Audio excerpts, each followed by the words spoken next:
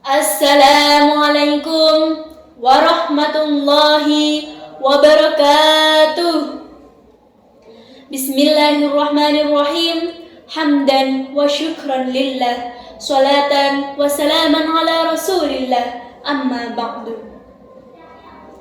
Kang Ahmad berangkat ngaji, kitab dibawa beloknya ngopi. Salam hormat untuk dewan juri dan pemirsa yang dirahmati. Alhamdulillah, pada kesempatan ini saya akan menyampaikan sedikit pesan yang relevan dengan kehidupan kita saat ini, yaitu pentingnya menjalani gaya hidup halal, terutama dalam konteks menjaga diri dari lifestyle yang berlebihan dan godaan gengsi. Kita hidup di mana kemajuan teknologi dan media sosial telah memberikan pengaruh terhadap kehidupan kita, termasuk cara kita memandang diri sendiri dan orang lain. Tidak sedikit dari kita yang terjebak dalam kehidupan ingin tampil lebih baik dan lebih hebat dari orang lain untuk mendapatkan pengakuan dan pujian. Hal tersebut biasa kita sebut dengan gengsi. Gengsi telah menjadi semacam penyakit sosial yang merambah di dalam kalangan masyarakat. Sayangnya, banyak dari kita yang tidak ingat bahwa mereka melakukan segala cara untuk memenuhi gengsi tersebut. Sebagai contoh, banyak orang yang berhutang untuk hidup bermewah-mewahan, membeli segala hal yang tidak sesuai dengan pemasukan, atau bahkan melakukan kecurangan untuk mendapatkan status sosial tertentu.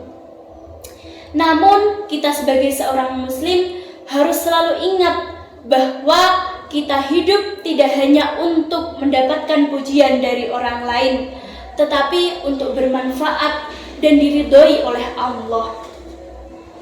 Allah Subhanahu wa taala berfirman di dalam Al-Qur'an surat Al-Hadid ayat 20.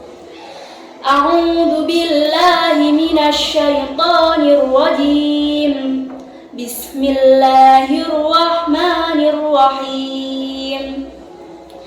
Ya'lamu annamal hayatud dunya la'ibu wa lahu wa zinah wa tafakhurum bainakum wa takathurun fil amwali wal aulad. Al-ayah artinya, ketahuilah sesungguhnya kehidupan dunia hanyalah permainan dan senda gurau, perhiasan dan saling berbangga di antara kamu, serta berlomba dalam kekayaan dan anak keturunan.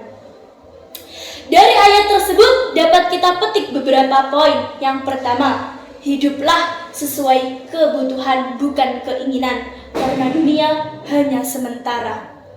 Islam mengajarkan kepada kita untuk hidup sederhana, tidak berlebihan. Jangan sampai besar pasak daripada tiang. Betul? Rasulullah SAW sendiri telah mencontohkan hal tersebut. Meskipun beliau bisa hidup bergelimang harta, tetapi beliau memilih untuk tetap sederhana.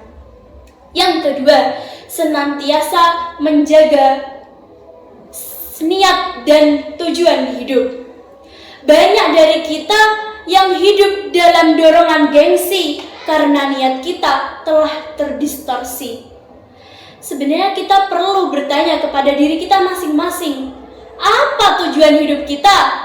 Apakah untuk mendapatkan pujian dari orang lain, atau untuk mendapatkan ridho dari Allah?